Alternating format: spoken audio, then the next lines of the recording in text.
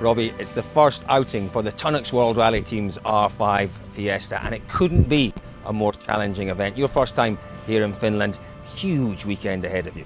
Yeah, judging by the stages, it's going to be very nervous. It's just a matter of getting into a rhythm and hopefully just setting our pace nice and early and keeping it consistent till the end of the rally. But it is a new our launch first rally, so there's a lot of news and a lot of expectation. So just a matter of hopefully just getting in and enjoying it after the shakedown. What do you make of the R5 car? You've had a bit of time in it now. You've had, well, 3 tests in the car. You've had a few kilometres. What do you make of the car? It seems to be very good. It's just going to be a matter of getting on to the driving style of the car. It's a little bit different to the Super 2000 because of the turbo power. And the braking system, the brakes are awesome on it, I have to say. They're really, really impressive. So it'll take me a while. We didn't get as much kilometres as we liked. So we're looking forward to a go. Hopefully the shakedown it's as good. It's got plenty of jumps, so we'll hopefully get another indication on how to take the jumps and how it lands. So. Well, some of the most famous jumps in Finland. It's going to be interesting. Stu, you've been here before, obviously, to Finland. What advice can you give your driver about approaching this kind of event? Keep it on the road for starters. But no, really just we've tried to grade the jumps because obviously some jumps are higher than others, so we've worked in a number system so we know how fast and how slow to take some of the jumps so you land at the right place to get around the next corner basically.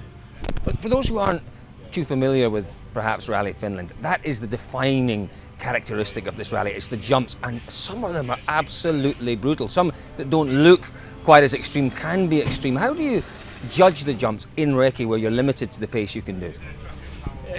Well, experience is a huge thing because I know that we'll have missed some of the jumps because I know that from when I sat with John McCrone last year.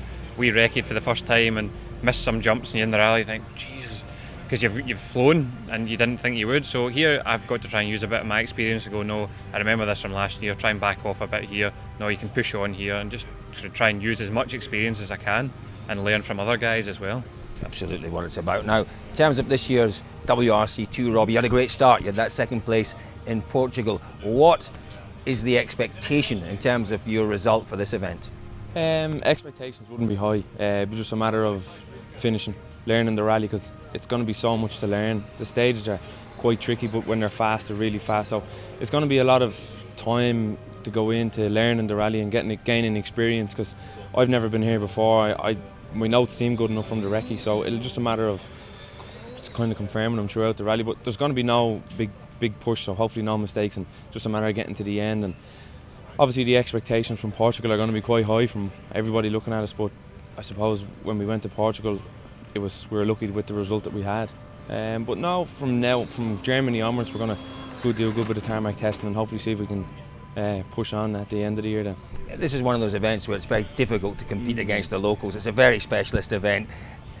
You know, keeping an eye on the times of the Flying Finns, it could demoralise you, couldn't it? But, you know, do you look at the times at the end of the stages, or will you just completely blank those? No, I think you have to look at them and just see how really fast they are. But you can see how the Finns are so quick when they go anywhere else in the world because of the nature of the roads they have here and the speed they carry. But no, you obviously look at the times because that's what we're here to do. But try not to get demoralised by them and hopefully just do our own rally and see where we are at the end of it. It's going to be a great event. Stu, if there's one stage that we should be looking out for here in Finland, what stage is that?